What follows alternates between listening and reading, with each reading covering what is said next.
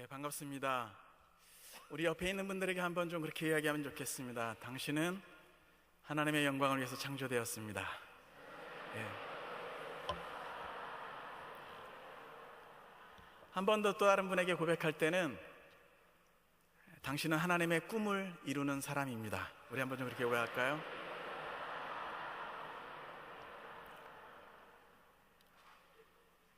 제가 분명히 아는 것은 오늘 이 예배당 안에 있는 우리 모두를 향한 하나님의 명확한 부르심과 이 시대를 향한 뜻이 있다고 저는 분명히 믿습니다.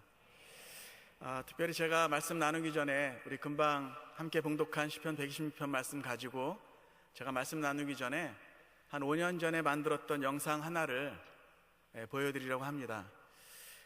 2007년 12월 달에 우리 조영기 목사님 북한의 심장병 병원 세우시는 그 프로젝트 있으시고 또 실제로 그 일을 하셨을 때 아마 그 다음 주쯤에 저도 북녘 땅에 고려항공 비행기가 들어와서 한국에서 북한을 여러 가지로 섬기고 있는 한 100명 가까운 우리 목사님 장로님들이 들어갔던 적이 있습니다. 그때 평양의 호텔에 제가 들어가서 제 방에 들어가자마자 침대에 올라가서 엎드려서 기도할 때 주셨던 가사와 또 멜로디, 나중에 제가 기타를 가지고 갔었는데요, 찬양 인도자로 제가 들어갔었기 때문에 이해가 안 되시겠지만 그때 주셨던 동방의 예루살렘이라는 노래를 영상으로 뮤직비디오로 저희가 만들었는데요, 이 노래에는 저는 그 마음을 좀 담았습니다. 1938년도에 보면 그 당시에 일제 어떤 그 강압에 의해서 신사참배로 모든 교단들이 무너지고 마지막 그 당시에 가장 큰 장로교단마저도 1938년도 9월 9일과 10일 날 있었던 회의에서 태양신을 섬기는 우상숭배, 신사참배를 하는 것이 우상숭배가 아니다라고 가결을 합니다. 그때에 그 소식을 들으신, 결국엔 나중에 순교하신 주기철 목사님께서 어떻게 보면 우리 민족의 예언처럼 평양아 평양아 동방의 예루살렘아 영광이 내게서 떠난다 라고 외치셨고 순교하셨습니다. 실제로 그 일이 있고 나서 10년 후에 1948년도 9월 9일에는 북한 안에 무신론 국가가 창건됐습니다.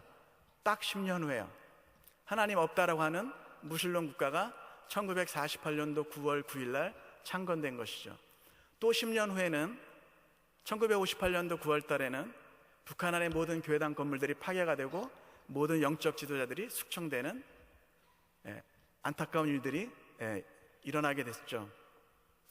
저는 예배 세미나도 요새 다니고 북한 세미나도 다니는데, 저는 예배가 개인만의 문제가 아니고 개교회만의 문제가 아니고 음악만의 문제가 아니고 민족의 사활이 걸린 문제라고 저는 생각합니다. 그때 계신 분들을 폄하하기 위해서, 지적하기 위해서 제가 그 이야기를 하는 것이 아니라 지금 우리 시대에 우리가 어떻게 하나님을 온전히 섬기느냐가 내 자신에게만 갇혀 있는 것이 아니라, 한 교회만 갇혀 있는 것이 아니라 우리 홀리 스피릿 이 집회 가운데서 하나님의 나라를 꿈꾸시는 여러분들 그 마음처럼 하나님의 나라를 꿈꾸며 예배할 때 시대가 바뀌고 민족의 행로가 바뀌어지게 될 줄로 믿습니다. 그때 제가 그 일을 기억하고 평양의 한 호텔에서 엎드렸을 때 주님 주셨던 노래, 우리 조준모 형제가 불러줬는데요, 한번 영상 보고 그 다음 제가 말씀 이어가도록 하겠습니다.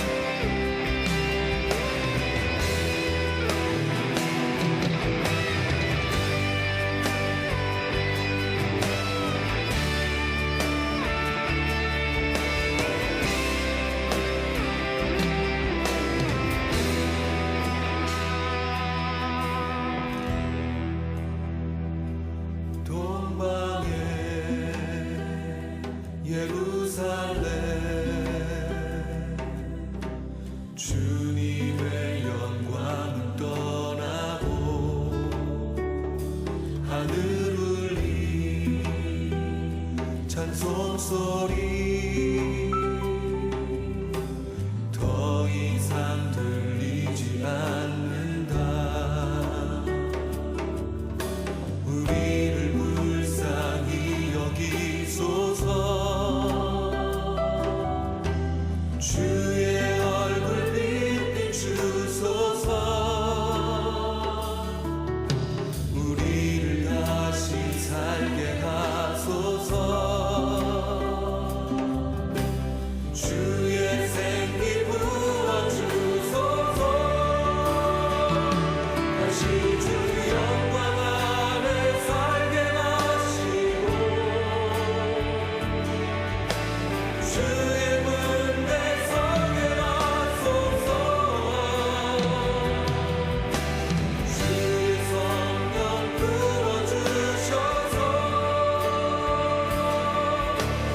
열방에 외치게 하소서.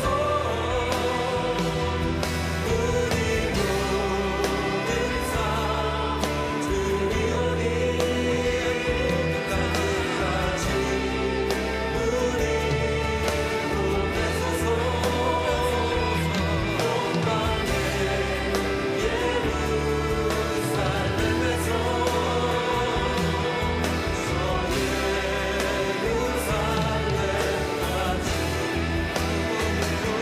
다시 주 영광 안에 살게 하시고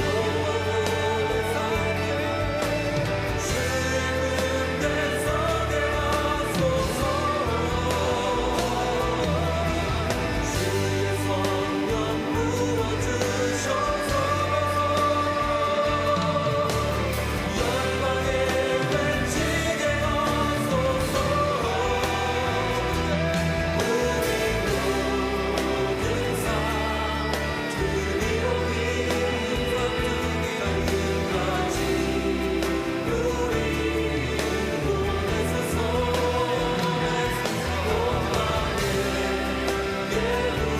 영광의 예루살렘에서 저 예루살렘까지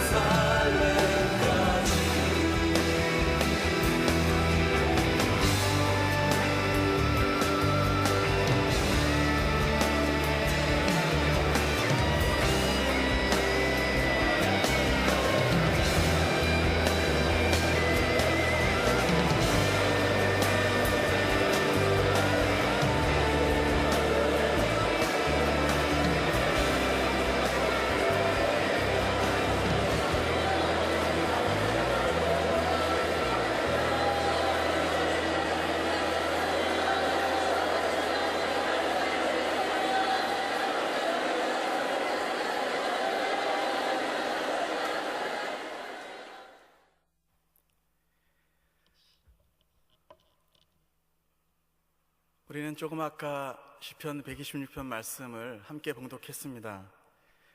이 말씀은 성전에 올라가는 노래로 알려져 있습니다. 바벨론의 포로 생활 가운데 잡혀갔던 유대인들이 돌아와서 이 앞에 세 절의 말씀에는 감사와 찬양을 올려드리는 그 고백이 들어있고요. 그 다음 세 절에는 주님 앞에 탄원을 하는, 주님 아직 남아있는 우리 동족들이, 우리 남아있는 동포들이 다시 고향으로 돌아올 수 있도록, 하나님을 자유롭게 예배할 수 있는 고향으로 돌아올 수 있도록, 시온으로 돌아올 수 있도록 남방 시내들 같이 돌아오게 하소서라고 하는 말씀이 들어가 있습니다. 눈물 흘리며 씨를 뿌리는 자는 기쁨으로 그 곡식단을 가지고 돌아오리로다. 여기 있는 모든 분들과 저는 지난 한 달 동안 아마 세월호 사건을 보면서 많이 울었습니다. 그곳에 갇혀서 살아나올 생존자들을 기도하고 그 유족들 때문에 많이 울었습니다. 저는 이 시대에 동일한 마음으로, 그 세월호 생존자들을 기다리는 마음으로 이 시대를 위해서, 민족을 위해서, 또 북녘 땅의 영혼들을 위해서 우는 자들을 하나님께서 찾으신다고 믿습니다. 하나님은 시대 때마다 우는 자들을 쓰셨습니다. 96년도에 하나님 저에게 주셨던 부흥이라는 노래 첫 가사는 느헤미야 1장 말씀에 나옵니다. 느헤미야 1장 말씀에 보면 느헤미야가 고향 땅에 예루살렘 성문이 황무하고 불타고 백성들이 고난 가운데 있다라고 하는 소식을 듣고 그가 첫 번째 했던 일은 수일 동안 울고 슬퍼하며 금식하며 기도한 것입니다.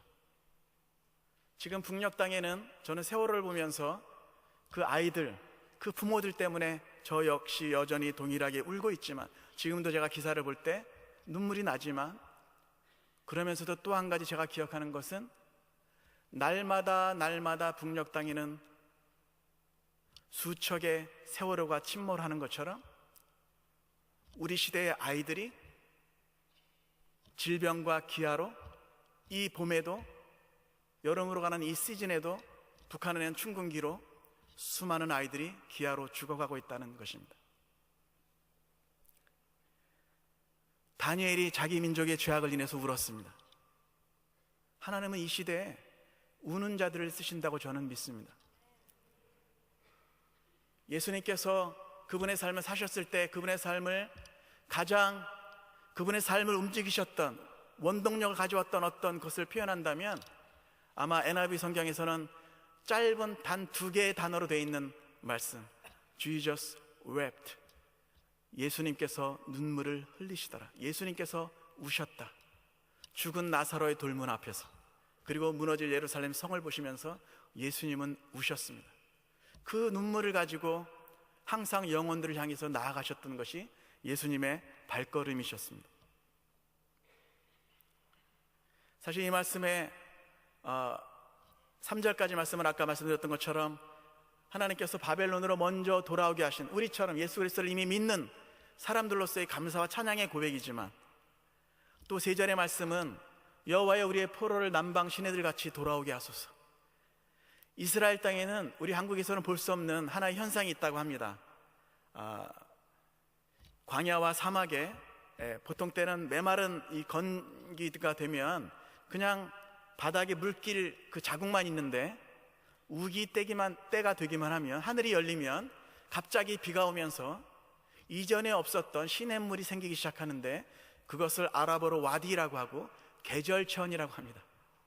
보통 때는, 건기 때에는, 비가 오지 않을 때는 그곳에는 그냥 시냇물 자국만 있는 것입니다. 그런데 우기가 돼서 하늘이 열리고 비가 내리기 시작하면 갑자기 시냇물이 광야에 생기기 시작하고, 그 옆에 풀들이 자라고 꽃들이 자라고, 이사야서 말씀이나 많은 곳에 성경에서 묘사하는 것처럼 수많은 일들이 일어나는 것이죠. 저는 이 한반도 가운데, 지금 이 한반도에 그 비가 오는 카이로스의 때라고 저는 믿습니다. 하나님께서 민족의 역사에 개입하시는 시간, 한반도의 카이로스의 때, 지나가면 다시 돌아오지 않는 이때, 우리 모두가 동일하게 24시간 365일 사는 시간은 성경에서 크로노스라는 헬라어 단어를 쓰였지만, 카이로스는 주관적인 시간입니다. 하나님께서 민족의 역사에, 개인의 삶에 개입하시는 시간. 저는 수년 전부터 통일비전 캠프라고 하는 북한성의 캠프를 저희 팀이 주관하면서 수년 전부터 그 이야기를 해왔습니다. 지금은 한반도에 카이로스에 있다. 비가 내리고 있다. 비가, 보이지 않는 비가 내리고 있다. 북녘 땅에도 남녘 땅에도. 울며 씨앗을 뿌리는 자들을 통해서 그 열매들이 맺혀지게 될 것입니다. 우리 시온의 영광이 빛나는 아침 찬송가에 보면 말랐던 시냇물이 돌아오네, 매였던 종들이 돌아오네. 여러분, 제가 나중에 말씀드리겠습니다만, 지금 북녘 땅에는 남한보다도 강력한 하나님의 교회가 있습니다.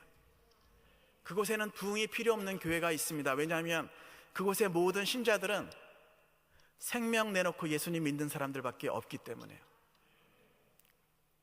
선교학자들이 그렇게 얘기합니다. 지금 아시아에서 가장 청정 지역은 북한일 것이다. 공산주의 압제 가운데서 생명 내놓고 예수님 믿는 사람들, 부흥이 필요 없는 사람들이 있습니다.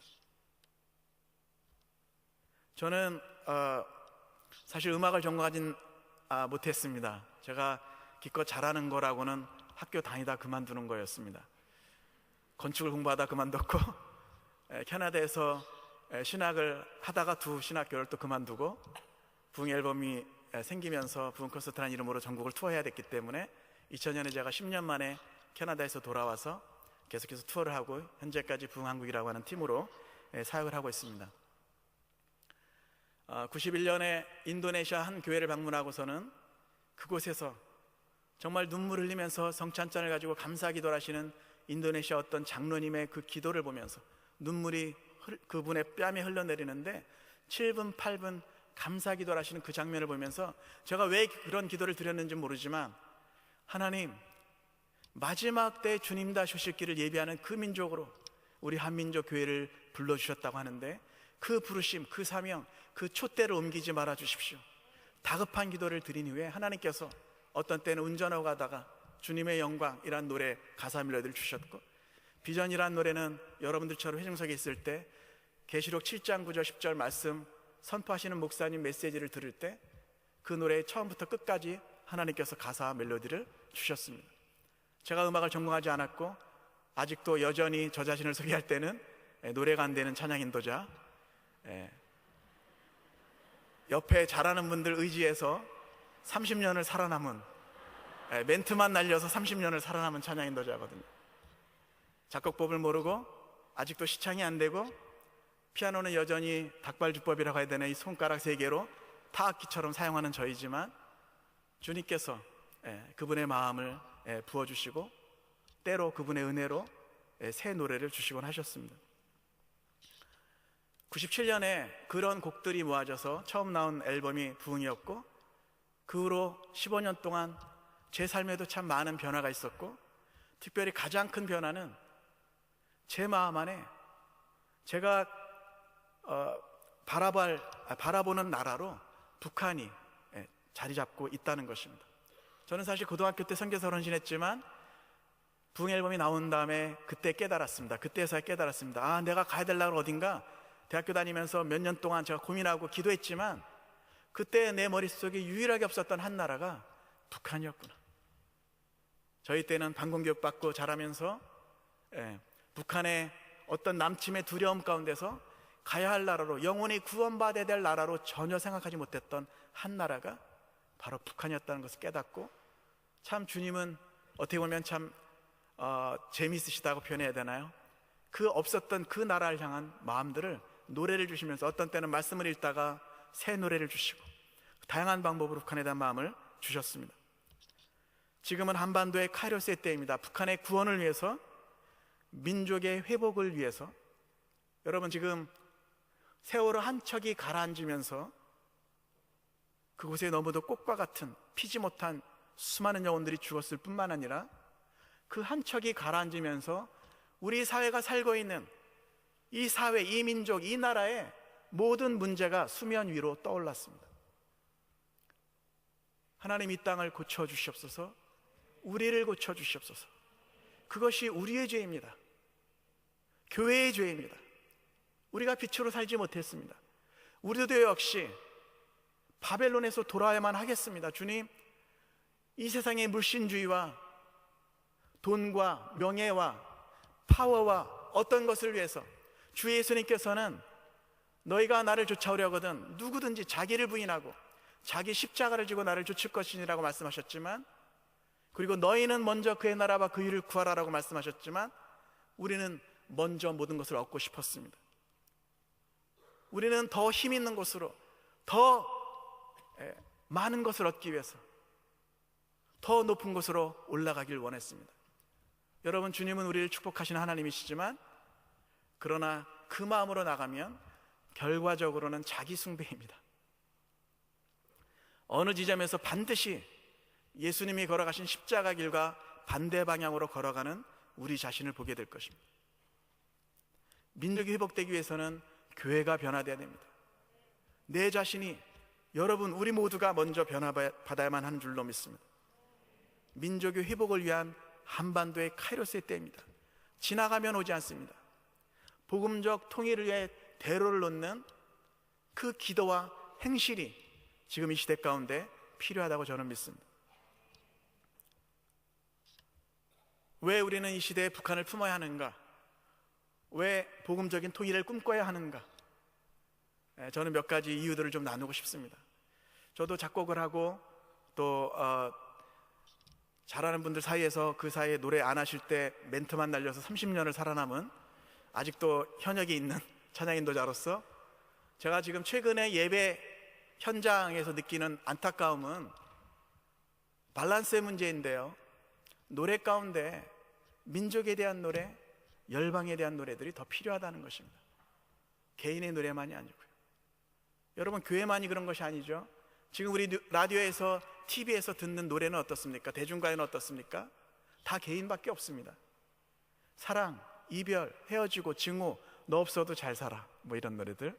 네. 이 시대 청년들이 힘을 잃어가는 것이죠. 시대에 대한 고민이 없는 것이죠. 눈물이 없는 것이죠. 이웃과 민족에 대한 사랑이 없는 것이죠. 여러분, 첫 번째, 북한은 하나님의 잃어버린 자녀들입니다. 우리 아까 불러주셨던 물이 바다 덮음같이 98년에 하나님 저에게 주셨던 노래인데요, 어떤 한 선교사님, 저희 예수원도단 선배 되시는 중앙아시아 선교사님이 오셔서 열방 선교사로 수많은 청년들을 세우고 그분이 첫 기도를 하실 때 세상 모든 민족이 구원을 얻기까지 쉬지 않으신 하나님. 제가 그 말이 너무 좋아서 수첩에 적었다가 그 마음, 이분이 이렇게 기도할 수밖에 없는 마음이 무엇일까? 기도할 때 가사와 멜로디를 주셨던 노래가 물이 바다 덮음같이라는 노래였습니다.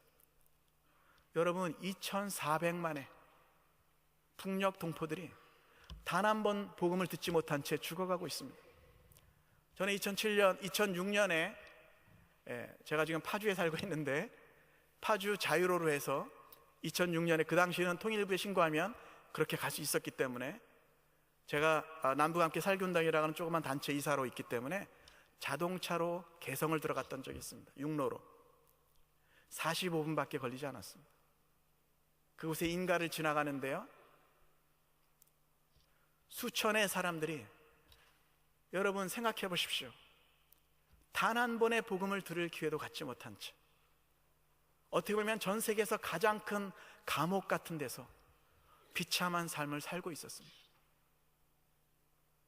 저는 96년에 부흥이라는 노래를 캐나다에서 작곡했는데요, 그때 제 마음 안에 한 가지 그런 의식은 있었던 것 같습니다. 제가 민족을 위해서 막 크게 기도했던 사람은 아니지만, 하나님, 우리나라는 전 세계에서 가장 큰 대형교회 50개 교회 중에 반수가 남한에 있고 그 당시 1000만 명의 그리스도인이 있고, 우리 한국교회는 기도로서, 제자훈련으로서, 성경 공부로서, 선교로서, 또 아주 제너러스하게 열방 가운데 또 구제하고 나누고 하는 그런 교회로 칭송을 받는 교회이지만, 북녘 땅에 수많은 영혼들이 굶어 죽어가고 있고 200만 명이요. 200만 명이요. 저는 부끄럽더라고요. 200만 명이 굶어 죽었는데 복음 한 번 듣지 못하고 죽어갈 때 우리 남한 기독교는 이렇게 힘이 없는 것인가? 여러분, 한국 기독교는요, 민족 기독교였습니다. 한국 기독교의 초창기에 1%밖에 되지 않았을 때 한국 교회는 거대한 민족을 품고 기도했던 교회였습니다. 지금 15%가 넘지만 민족을 품지 못하는 것 같아요.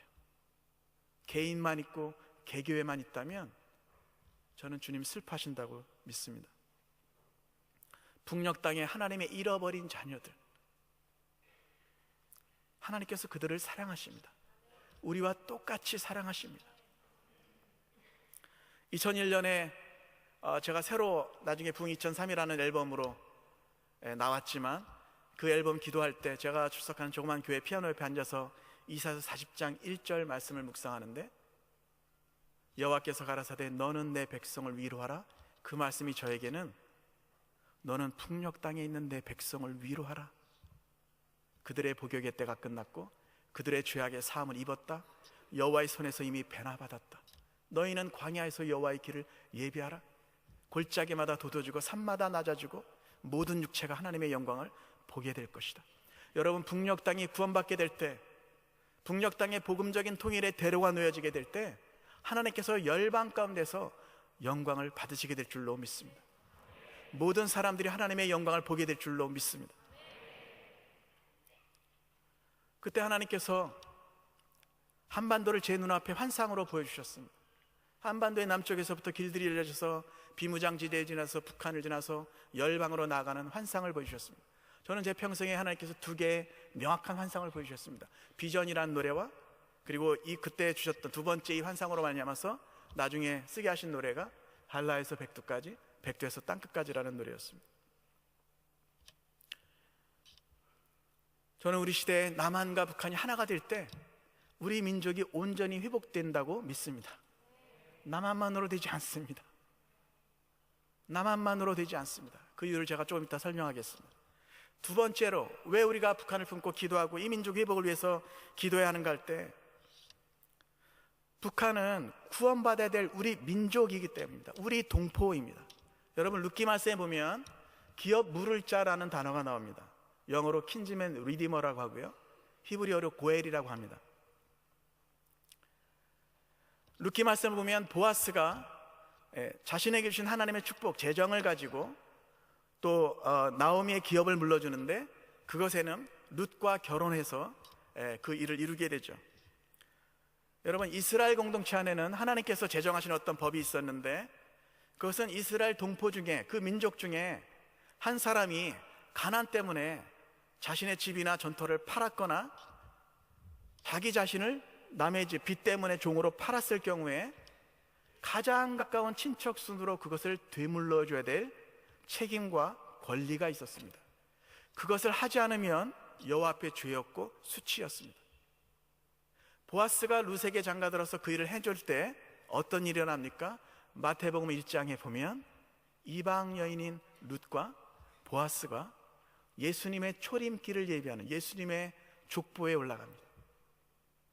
여러분, 남녘 땅이 보아스의 넉넉한 하나님 주신 축복, 재정들과 가장 가까운 친척이기 때문에 북녘 땅 동포들을 사랑으로 손을 내밀어서 연합하고, 마치 보아스가 룻에게 장가들어서 했던 것처럼 연합과 통일을 이뤄내고 치유를 이뤄낼 때 한반도 가운데 열방을 섬기는 넉넉한 사랑이 충만하게 되고, 우리 한민족은 진정으로 예수님의 다시 오실 길을 예비하는 민족으로 회복되게 될 줄로 믿습니다.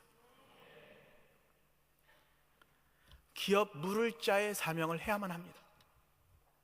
제가 아는 한 형제, 캐나다 동포로서 지난 30년 가까이 북한을 출입하면서 정말 많은 일들이 일어났는데요, 어떤 때는 미국 교파한 사람이 암같이 아주 너무 힘든 병이 있었는데, 이 여행에 들어가서 북한 사람들 만나면 정말 딸 같고 혹은 아들 같고 혹은 동생 같은 그 친구들 만나서 손잡아주고 뭣도 사주고 이렇게 하면서 그 여행을 사랑으로 다닐 때, 암같이 아주 힘든 병이 있었던 그 형제가 그 투어 중에, 그 사랑의 여행 가운데, 복음의 여행 가운데 완전히 자기 자신 몸이 치유되는 역사가 일어났습니다.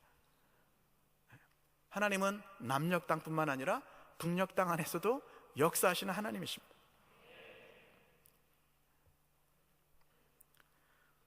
세 번째로 우리가 북한을 품고 민족 회복을 위해서 지금 또 이 대회들을 통해서 기도해야 될 이유들은, 저는 이렇게 좀 구체적으로 표현하고 싶어요. 남한이 울어야 북한의 참상을 인해서 복음 없이 죽어가는 수많은 영혼들을 바라보고, 남한이 울어야 남한도 살고 북한도 삽니다. 저는 이 얘기를 수년 전부터 해왔습니다. 북한에 죽어가는 수많은 영혼들을 위해서 눈물 흘릴 때 남한이 회복되는 것입니다. 남한도 살고 북한도 삽니다. 성경 말씀에 무시무시한 말씀들이 있죠. 긍휼 없는 자에게는 긍휼 없는 심판이 임하겠다. 제가 아는 한 자매가 있습니다. 북한의 한 도시에서 15살 때 나와서, 15살 때 나온 것은 아닙니다만 15살 때 이른바 그루터기 교회라고 하는, 공산화되기 이전부터 예수님 믿었던 어머니로 말미암아서 북한 안에서 15살 때 예수님을 영접하고 나왔습니다. 그 당시 그 도시에서만 외곽의 공동묘지 단지에 10여 곳에 예배 처소가 있었습니다.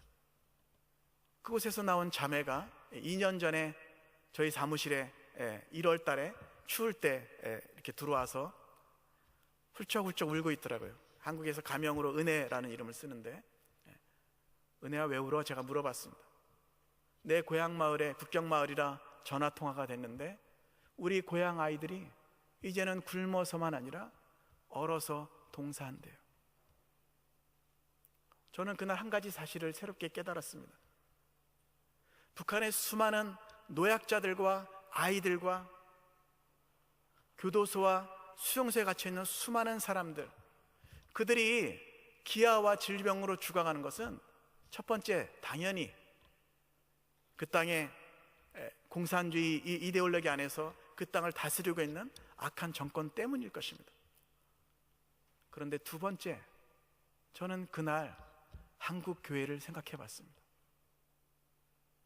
우리는 주님 앞에 부끄러울 것이 없는가? 제가 30여 년 동안 지금 대학교 2학년 때부터 사역을 했으니까 제 나이를 가르쳐 드리고는 싶지 않지만 대학교 2학년 때부터 사역을 했기 때문에 30한 몇 년째 지금 사역을 하고 있는데요, 제 신앙 양심상 제가 그날 깨달은 것은 나만이 돕지 않아서 죽는 것이다. 나만이 돕지 않아서 죽는 것이다. 더군다나 그 땅에 여러분, 한국에서 남한에서 원조가 가고 그런 것이 가지 않으면 가장 먼저 죽는 계층은 취약계층일 뿐만 아니라 신앙의 자유를 찾아서 내려오지 못한 월남하지 못한 교회의 후손들이 그 땅의 가장 밑바닥에 있기 때문에 너무너무 슬픈 이야기죠. 신앙의 자유를 찾아서 내려온 남한교회가 그 신앙의 자유를 찾아서 월남하지 못한 북녘 땅에 그 후손들을 우리가 지금 어떤 영향을 주고 있는가? 왜냐하면 그 사회 가장 밑바닥이기 때문에 들어가지 않으면 그 위에 위정자들과 악한 지도자들은 타격을 전혀 받지 않습니다. 여성들, 아이들, 지금도 두만강을 건너면 우리 북녘 땅의 여성들 50~60%가 인신매매를 당합니다. 지금 이 시대의 얘기입니다. 그리고 많은 여성들이 북녘 땅에 남아있는 자기 가족을 살리기 위해서 심지어는 그 일을 자청합니다. 가족을 살리기 위해서 원치 않는 것으로 강제로 결혼을 당하고 또 그것에서 아이를 낳고 그리고 또 그 학대 가운데서 남한으로 와서 그 마음이 이중 삼중 가족으로 찢겨져 있는 이 시대의 그 여성들의 마음을 누가 위로해 줄 것입니까? 여러분, 세월호 참사로 죽어가는 그 유족들을 위해서 우리가 울지만, 울어야만 하지만 지금 북녘 땅에 산에서 들에서 두만강을 건너다 압록강을 건너다 자녀를 잃고 부모를 잃고 기아로, 딸의 죽음 앞에서 기아로 죽어가는 아들의 죽음 앞에서 아무것도 할 수 없었던 부모들과 혹은 부모를 잃은 자녀들의 그 마음은 누가 위로를 해줄 것입니까? 나만이 울어야 남한도 살고 북한도 삽니다. 북녘 동포들을 위해서도 울어야만 합니다. 이 시대에 울어야만 합니다. 주님, 성경의 느헤미야도 다니엘도 자기 민족의 그 참상 앞에 울었습니다. 하나님은 그들을 쓰셨습니다. 하나님은 이 시대에 우는 자들을 쓰실 것입니다.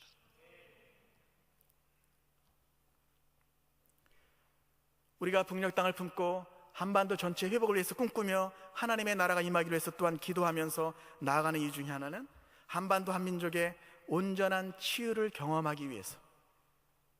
여러분, 제가 아는 한 선교사님 계신데 원래 원불교 스님이셨습니다. 그래서 저기 소록도에 가셔서 그분 딴에는 이제 포교하기 위해서 가신 것이죠.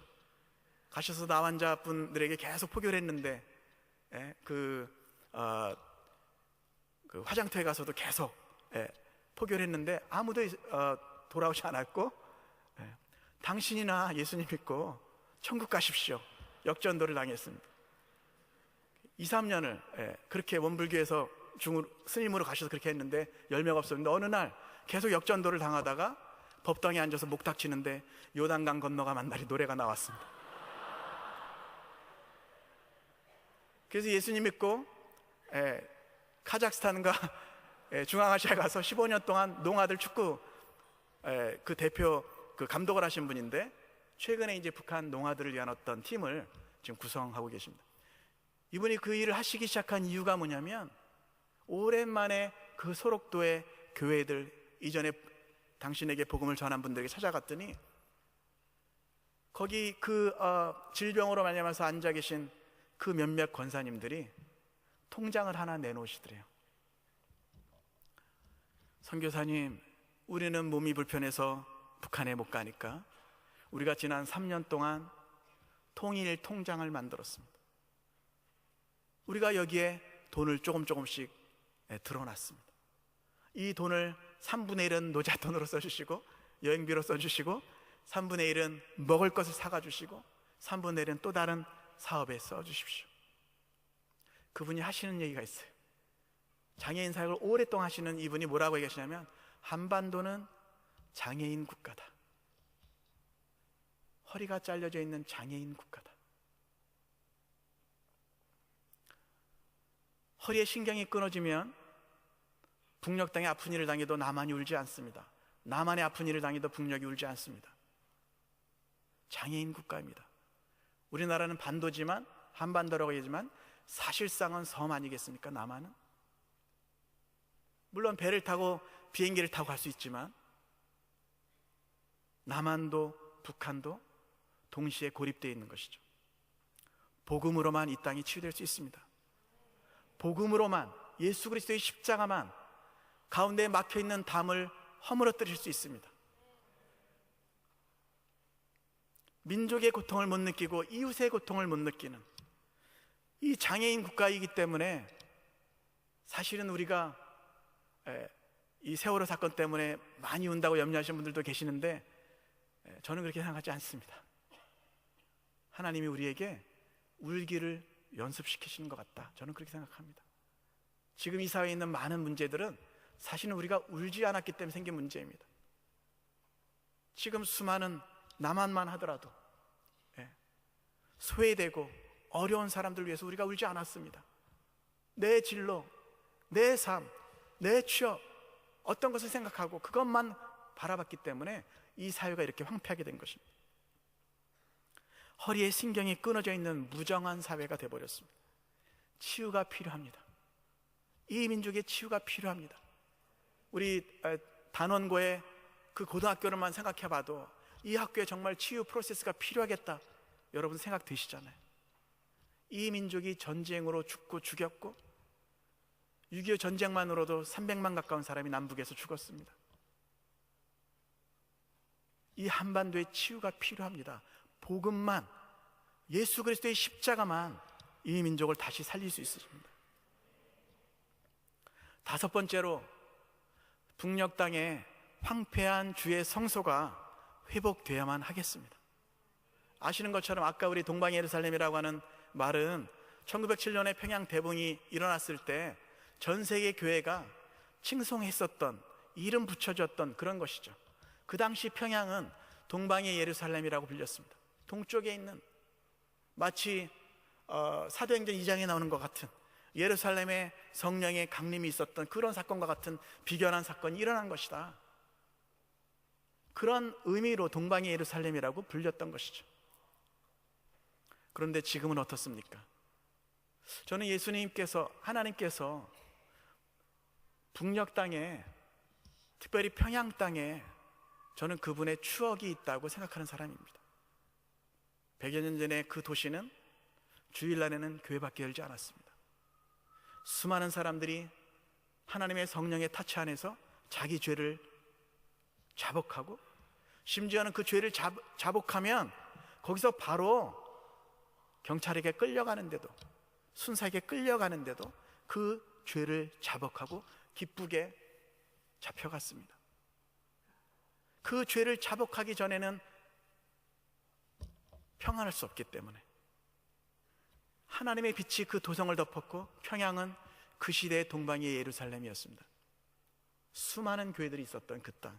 그러나 지금은 김일성, 김정일, 그 동상과 인민궁전, 소년궁전, 평양의 수많은 정말 유서 깊은 장대현 교회 성령의 불길이 떨어졌던 그 교회 위에도, 신사참배를 가결했던 그 교회 위에도 지금은 교회당이 있는 것이 아니라 김일성 동상 혹은 인민궁전, 소년궁전, 혁명학습소. 여러분, 그 땅을 누가 회복할 것입니까? 울며 기도하는 여러분들과 저를 통해서 그 땅 가운데 다시 교회가 세워지고 수많은 영혼들이 손을 들고 주님 앞에 나오는 그 시대가 열려지게 될 줄로 믿습니다. 저는 오랫동안 이 사역을 해오면서 때때로 이렇게 넓은 장소에서 뭐 이렇게 집회를 하는 경우들이 있잖아요. 그래서 제가 평양을 한 2번 방문했는데 갈 때마다 그 평양 거리에 김일성 광장 수십만의 사람들이 가는 그곳에서 영원하신 하늘아버지를 예배하는 그날, 그날이 곧 오기를 소망합니다. 우리의 기도와 헌신을 통해서 그 일이 나게 될 줄로 믿습니다. 황폐한 주의 성소가 회복되어야만 합니다. 2006년에 부흥 2006이라는 앨범 만들 때 제가 하루 하나님의 공의라고 하는 노래, 여러분 잘 아시는 그 노래를 제가 기도원에서 누워서 아침에 깼는데, 제가 보통 때는 그렇게 신령하지 않은데 그날만 조금 신령했는지 그날을 제가 눈 뜨자마자 예수 하나님의 공의 그 노래를 이렇게 불렀습니다. 그 노래를 불러보신 분 알지만 누워서 부를 수 없는 노래죠. 주의 나라 영원하고 그의 영광 무궁하리. 이 노래를 누가 어떻게 누워서 부를 수 있습니까? 제가 침대 끝에 앉아서 막 그 노래를 부르는데 이상하게 그 노래를 평양을 향해서, 북한을 향해서 자꾸 부르게 되더라고요. 그런데 그렇게 부르는데 말씀 한 구절이 떠올랐습니다. 말씀 한 구절이, 황폐한 주의 성소에 빛을 비추소서. 사실 제가 그 앨범을 준비하면서 하나님이 빛이라고 하는 단어가 들어가 있는 말씀을 누가 카드를 갖다 주는데도 거기에 말씀이 들어가 있고, 교회 송구영신 예배 때 말씀 카드를 뽑았는데도 거기도 그 말씀이 들어가 있고, 계속해서 빛이라는 단어가 들어가 있는 말씀을 보내주셨는데, 맨 마지막에 한 교회 기도원에서 북녘 땅을 향해서 하나님의 영광과 나라는 무궁합니다. 하나님, 이 세상의 왕과 나라들은 지나가고 주님 북녘 땅에도 이 통치가 임하기를 원합니다. 제가 그 기도를 가지고 평양을 향해서, 북한을 향해서 노래하는데 하나님이 제 머릿속에 한 말씀을 떠오르게 해주셨습니다. 황폐한 주의 성소에 빛을 비추소서. 이 말씀이 어디 있는지 제가 잘 모르는데 그냥 느낌에 다니엘서 말씀 같아요. 찾아봤더니 다니엘서 9장 말씀이었습니다. 거기 다니엘서 9장에 보면 2절부터 보면, 곧 그 통치 원년에 나 다니엘이 책을 통해 여호와께서 말씀으로 선지자 예레미야에게 알려주신 그 연수를 깨달았나니 곧 예루살렘의 황폐함이 70년 만에 그치리라 하신 것이니라. 그리고 16절 17절에 보면 주를 위하여 주의 얼굴빛을 이 황폐한 주의 성소에 비춰주시옵소서. 여러분, 북녘 땅에 이전에 하나님의 영광빛이 비추던 그 교회 그 예배당 그 도시들과 그 마을들 가운데 주의 황폐한 성소에, 지금은 황폐한 그 성소에 하나님께서 다시 빛을 비춰주시기를 원합니다. 제가 예수 하나님의 공의라는 노래를 부르다가 다니엘서 9장 말씀하는데 제가 깜짝 놀란 것은 그 다니엘서 9장 말씀에 공의라는 단어가 4번 나오는데, 주님께서 우리를 이렇게 포로돼서 잡혀가게 하신 것은 당신의 공의입니다. 그러나 주를 위하여 주의 얼굴빛을 주의 황폐한 성소에 비추시옵소서. 제 마음의 성소에, 황폐한 성소에 주의 영광의 빛이 비춰지기를 원합니다. 우리의 여기 계신 모든 분들의 황폐한 성소가 있다면 주님께서 빛을 비춰주시기 원합니다. 북녘 땅뿐만 아니라 남녘 땅에도 황폐한 주의 성소에 하나님, 내 자신의 영광을 구하고 예배 가운데, 예배의 유일한 청중은 하나님이신데 나를 위해서, 내 영광을 위해서 혹은 세상의 어떤 영광을 구하는 부분들이 있다면 주의 황폐한 성소에 빛을 비춰 주시옵소서. 북녘 땅이 회복되어야만 하는 줄로 믿습니다. 여러분, 내년이 되면 우리나라의 삼중적인 분단에 70년이 차는 해입니다. 우리 통일운동하는 사람들은 보통 민족의 삼중적인 분단을 이렇게 얘기합니다. 1945년에 우리나라는 해방을 맞으면서 분단을 겪었잖아요. 왜냐하면 남한은 미군정, 북한은 소련이 들어와서 했기 때문에. 그래서 통일운동을 하는 분들은 모두 동일하게 이야기를 합니다. 첫 번째 국토의 분단이 내년이 되면 70년이 찹니다. 거기서 3년이 지나면 1948년도에 남한과 북한의 정권이 따로 세워졌기 때문에 정권의 분단이 세워진 지 70년이 또 찹니다. 2018년이 되면요.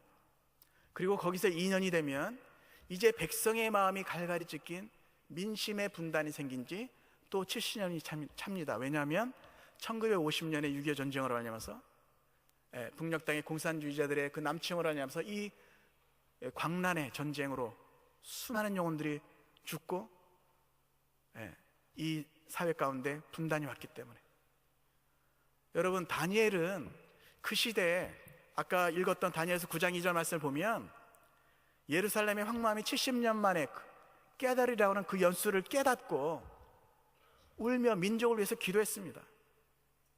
금식하며 베옷을 입고 죄를 덮어쓰고 하나님께 기도하며 간구하면서 주님, 우리 민족의 죄악을 용서해 주시옵소서 라고 기도했던 것입니다. 우리는 느헤미야의 심령으로, 다니엘의 심령으로 이 집회들 가운데서 정말 주님 앞에 울며 나가길 원합니다.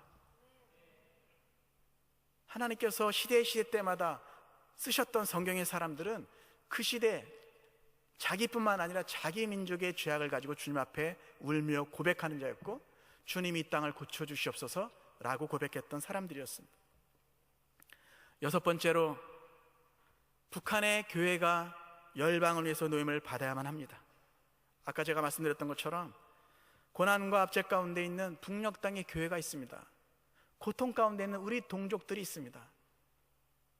우리 한민족 교인들이 있습니다. 북녘 땅에.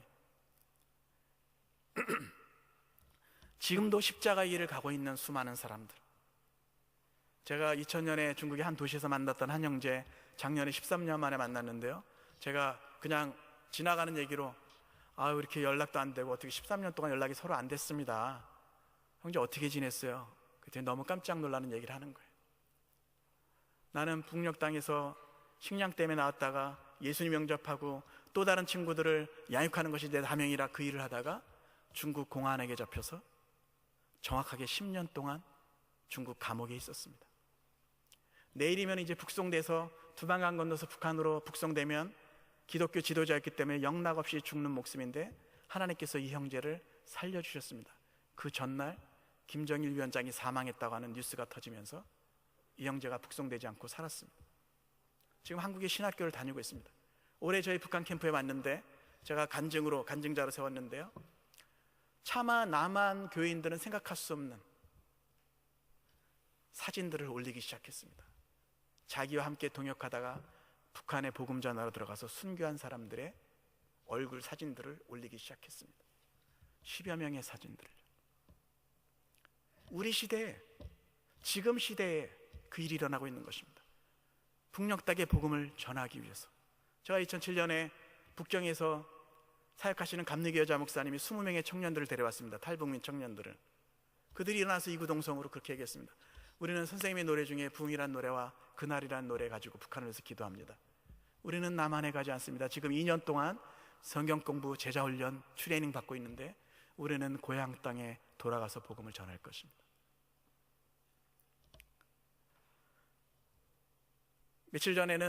몇 달 전에는 우리나라 옛날 정말 유명한 우리 목사님이신데 김익두 목사님이라고 하는 부흥사 목사님, 전도하시는 목사님의 손주 며느리를 만났습니다. 심지어는 수용소에서 하나님께서 복음을 전하라고 말씀하셔서, 하나님, 내가 이렇게 개방되어 있고 모든 사람이 오픈되어 있는 여기서 어떻게 복음을 전합니까? 하나님이 찍어주시는 사람들 가서 복음을 전하는데 영접하고 몰래 아름아름 화장실 주변에서 아무도 냄새나서 오지 않는 곳에서 그냥 선체로 다른 것 보면서 웅얼웅얼 예배를 드리기 시작했는데, 어떤 날 이 사모님에게 하나님이 또 말씀하시더래요. 네가 가진 것을 나누고 희생하라고. 주님, 제가 가진 것이 보시다시피 뭐가 있습니까? 제가 희생할 게 뭐가 있습니까? 여기 컵에 밥 조각 조금 있는 거, 하루 먹어야 되는 이 식량, 이거 먹어도 내가 죽을지 살지 모르는 그것밖에 없는 줄 주님 아십니다. 그것을 나누라고요. 주님이 그것을 나누고 복음 전하라고. 나누고 희생해라.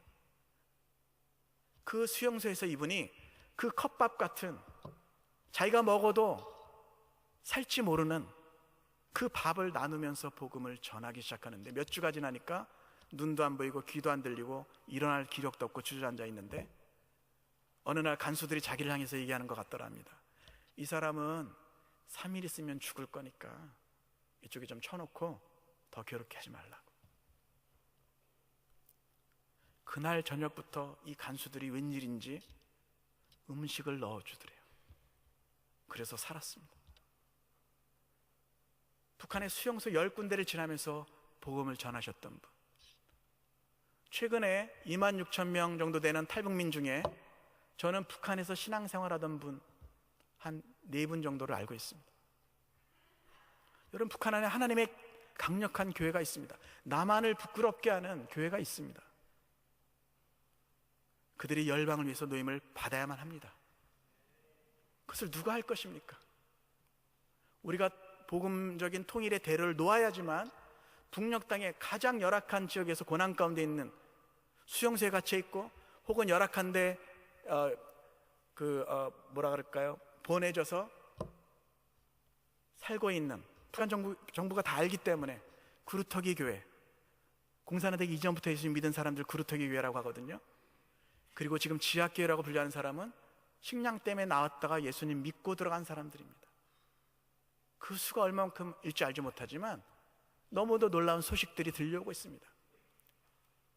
복음적인 통일의 대로를 놓아야지만 또 다른 수많은 사람들이 양식을 얻고 복음을 듣게 되는 그 길이 열릴 뿐만 아니라, 우리 한민족교회, 북한교회, 고난 가운데 신앙의 자유를 찾아서 월남하지 못한 그 교회 후손들이 이 시대에 열방을 위해서, 오히려 이슬람권과 힌두권의 그 동일한 지형 가운데서, 그런 상황들 가운데서 살아남은 교회이기 때문에 그들은 어떤 의미로 남한보다도 강력한 하나님의 군대다.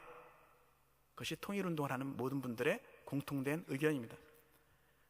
아유레디라는 영화를 보신 분들이 계시겠습니다만, 거기 영화에서 대부분 얘기하시는 거죠. 저도 아유레디라는 영화 이렇게 잠깐 나가서 인터뷰한 다음에 네이버에서 제 이름을 찾아보니까 영화배우로 나오더라고요. 그래서 제가 일부러 안 지우고 있습니다, 지금 그거를. 고형원 영화배우 작품활동 2013 아유레디, 이렇게 제가 돼 있더라고요. 거기에 나온 모든 분들이 이구동성을 하는 얘기는, 북한은 열방을 위해서 노임을 받아야 될 강력한 하나님의 군대이다. 7번째로, 우리가 왜 민족을 품고 주님 이 땅을 고쳐주십시오 기도해야만 하겠습니까? 우리는 한반도에 아버지의 나라가 임하기를 원합니다. 아버지의 뜻이 우리 시대에 하늘에서 이루어진 것처럼 이 땅 가운데 이루어지기를 원합니다. 시간이 없습니다. 개인주의와 개교회주의와 땅의 영광을 구하면서 살 시간이 없습니다. 세상 영광을 구할 시간이 없습니다. 십자가만 구해야만 합니다. 여러분, 주님께 드린 것만 남습니다. 여러분의 평생에 한 가지를 기억하십시오. 주님께 드린 것만 남습니다. 구원은 예수 그리스도의 피로 누구나 값없이 받지만 상급은 다른 것입니다. 우리가 무엇이든지 주님께 드린 것만 남습니다. 제가 아는 한 자매, 작년에 저희 통일비전 캠프에 들어왔는데 북한에서 온 자매였고, 저랑 생년이 똑같아서 제가 너무 충격을 받았습니다. 저는 남한에서 50여 년을 살았는데 이 자매는 똑같은 나이에 50여 년을, 53년에 아버지가 국군 포로로 종전되면서 6.25 전쟁 끝나고 국군 포로로 끌려갔습니다. 23,000명 끌려가서 아오지와 온성과 이곳에서 탄광에서만 일했고, 이 자매도 그 지역에서 가장 똑똑하고 가장 재능 많고 노래도 잘하고 다 하지만 대학은커녕 전문학교 갈 수 없는 북한에서 가장 낮은 성분의 사람이기 때문에, 국군포로 딸이기 때문에. 근데 이 자매가 너무도 놀라운 간증을 얘기하더라고요. 식량 때문에 중국에 나왔다가 쪽복음 얻어서 북한에 들어가서 8년을, 오늘은 하나님 살아계신 것 같고 그 다음 날은 안 계신 것 같고 고민하다가 중국에서 훈련받고 들어온 형제 전도자를 만나서 세례를 받게 됐습니다. 자기 집에서 세례를 받는 날 주기도문을 외우고 사도신경을 외우고 십계명을 1계명을 읽으면 따라 읽고 그렇게 하면서 기도를 나중에 세례를 받는 날 이 형제가 지도자가 이렇게 얘기하더랍니다. 너는 이제 주일날 모여서 이곳에서 예배할 때 한 가지를 기억해라. 네가 원하는 것을 사사로이 기도하지 마라. 너는 예배할 때마다 오직 아버지의 나라가 이 북녘 땅 가운데 임하기를 위해서 기도해라. 그리고 예배가 끝나면 일주일 동안에 11조와 헌금을 모아서 길에 나가서 병든 자가 누워있거든 그 사람 손에 줘주고 이렇게 서서 기도해라. 주 예수님, 주님의 것을 주님께 드립니다. 그리고 뒤도 돌아보지 말고 돌아와라. 네가 원하는 것을 구하지 마라. 너는 오직 아버지의 나라가 이 땅 가운데 임하기를 위해서 기도해라. 얼마나 성경적인지요. 나만해서 잘 볼 수 없는 기도 아니겠습니까? 우리는 우리가 원하는 것을 구해왔습니다. 더 얻으려고 했습니다. 더 많이 얻고 더 높은 것으로. 그러는 사이에 우리 동족은, 소외된 사람들은 복음 없이 죽어가고 있는 것이죠. 마지막으로 온전한 세계 선교의 부흥, 열방을 축복하는 통일 코리아가 되기 위해서는 북녘 땅과 남녘 땅이 하나가 될 때 오히려 지금 말씀드린 이 교회로 말미암아서 나만이 정화되고 새로운 힘을 얻고 복음 앞에 새롭게 돼서 개인과 개교회주의를 넘어서 열방으로 날아오게 될 줄로 믿습니다. 만유를 에베소서 1장 10절 7절부터 10절 말씀에 우리가 그리스도 안에서 그의 은혜의 풍성함을 따라 그의 피로 말미암아 구속고 죄 사함을 받았으니 이는 그가 모든 지혜와 총명으로 우리에게 넘치게 하사 그 뜻의 비밀을 우리에게 알리셨으니 곧 그 기쁘심을 따라 그리스도 안에서 때가 찬 경륜을 위하여 예정하신 것이니 하늘에 있는 것이나 땅에 있는 것이 다 그리스도 안에서 통일되게 하려 하심이라. 열방이 주님 앞에 나오는 통일을 위해서 이 한민족의 통일이 쓰임받기를 원합니다. 전 세계에 유일하게 남아있는 분단 국가인 한반도가 새롭게 돼서 이 분단을 넘어서 오히려 열방을 그리스도께로 화목하게 하는 그 사명을 감당하게 될 줄로 믿습니다. 시편 126편 말씀에 울며 씨앗을 뿌려야 한다고, 그래야지만 풍성한 곡식단을 가지고 돌아오겠다고 말씀하십니다. 약속하셨습니다. 지금도 북한 안에서, 중국에서, 러시아에서, 몽고에서 수많은 나라들 가운데서 또 세계 선교를 위해서 열방 가운데서 눈물을 흘리면서 씨앗을 뿌리는 사람들이 있습니다. 저는 오늘 한반도의 카이로스의 시간이라는 제목으로 말씀을 전했는데요, 저는 처음에 세월호가 침몰될 때 이 세월호 뜻이 뭘까? 그때 처음에는 좀 안 나왔던 것 같아요. 그냥 지나가는 세월 생각했던 것 같습니다. 지금은 여러분들 아시는 것처럼 세상을 추월해라, 그런 의미로 지어졌던 이름이라고 제가 들었습니다. 여러분, 우리는 이 세월호가 침몰한 이유는 세상을 초월하지 못했기 때문에 침몰한 것입니다. 세상의 돈의 논리, 힘의 논리, 만모니즘, 물신주의에 갇혔기 때문에 침몰한 것이죠. 영혼보다도 사람보다도 사명보다도 내 안정과 이익과 만족이 더 중요했기 때문에 침몰한 것입니다. 우리는 세상을, 그리스도에는 진정으로 세상을 초월하면서 살아야만 하겠습니다. 세상은 다 다른 영광을 구할 때 너희는 먼저 그의 나라와 그 일을 구하라. 제가 여러분들의 나이대가 있었죠. 10년 전이라고 얘기하고 싶지만 20년 전, 30년 전 있었죠. 하나님께서 나를 따라오라고 말씀하실 때 부족하지만 여태까지 따라오면서 이 말씀이 진리인 것을 깨달았습니다. 하나님께는 부족함이 없습니다. 하나님께는 불가능한 것이 없습니다. 주님께 드린 사람은 하나님 반드시 쓰십니다. 저와 같이 깨져 있고 죄악 가운데 무너져 있는 삶도 주님의 긍휼로 쓰시는 부분이 있다면 여러분들의 삶은 몇십 배, 몇백 배 하나님께서 더 크게 쓰실 줄을 저는 확신합니다. 누구든지 나를 따라오려거든 자기를 부인하고 자기 십자가를 지고 나를 쫓을 것이니라. 우리 마지막 말씀만 보고 우리 한번 기도할 텐데요. 에베소서 5장 15절 17절 말씀, 15절에서 18절 말씀, 우리가 한번 자막을 보면서, 스크린 보면서 한번 같이 우리 심령에게 우리 한번 좀 그렇게 고백할까요? 그런즉 너희가 어떻게 행할지를 자세히 주의하여 지혜 없는 자같이 하지 말고 오직 지혜 있는 자같이 하여 세월을 아끼라. 때가 악하니라. 그러므로 어리석은 자가 되지 말고 오직 주의 뜻이 무엇인가 이해하라. 술 취하지 말라. 이는 방탕한 것이니 오직 성령으로 충만함을 받으라. 아멘. 우리 한번 팀들 나와주시면 우리 붕이라는 노래, 요새 다시 좀 많이 부르고 싶은 노래입니다. 주님, 저 자신의 황무함을 보십시오. 이 시대 이 땅의 황무함을 보시옵소서. 주님, 우리를 긍휼히 여겨주셔서 아버지의 나라가 이 땅 가운데 임하길 원합니다. 아버지의 나라, 그 새 시대를 열어주십시오. 남한 땅에도 북한 땅에도 이 세상에 매여있던 그 종살이에서, 바벨론에서 돌아오게 도와주십시오. 남한도 북한도 우리 시대, 우리 민족의 요단강을 가르고 약속의 땅으로 함께 복음 안에 들어가게 도와주시옵소서. 그 마음을 품고 이 붕이란 노래 함께 고백하겠습니다.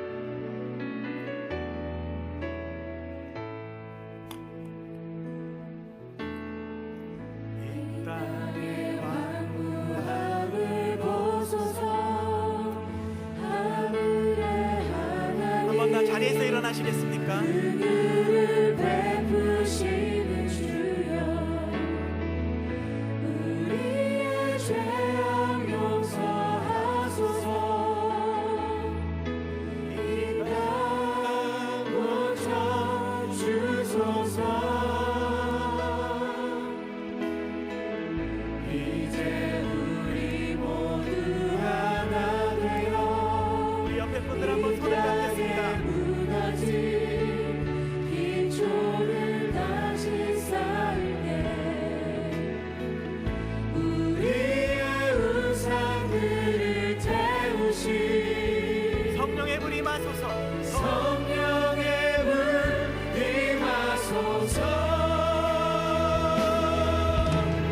부흥의 불길 타오르게 하소서. 진리의 말씀 이 땅 새롭게 하소서. 은혜의 강물 흐르게 하소서. 성령의 바람 이제 불어와. 오 주의 영광 가득한 새날 주소서. 오 주님 나라 이 땅에 임하소서. 이 시간에 통성으로 기도할 때 주 예수님은 그분의 공생의 삶을 시작하기 전에 이사야서 61장 말씀을 그 땅에서 읽으시고 그 삶을 사셨습니다. 내게 성령을 부어주신 이유는 가난한 자에게 아름다운 소식을 전하고 마음이 상한 자를 고치고 포로된 자를 자유케 하고 갇힌 자에게 노임을 선포하고 여호와의 은혜를 선포할 수 있도록 주께서 내게 기름을 부어주셨습니다. 고백하며 나아갔습니다. 우리도 이 시간에 그 성령의 충만함을 구하면 좋겠습니다. 주님, 나로 말미암아 영혼들이 살아나는 그 성령의 충만함을 주시옵소서. 저의 삶을 써주시옵소서. 이 시간에 통성으로 한번 같이 기도하겠습니다. 같이 기도하십시다.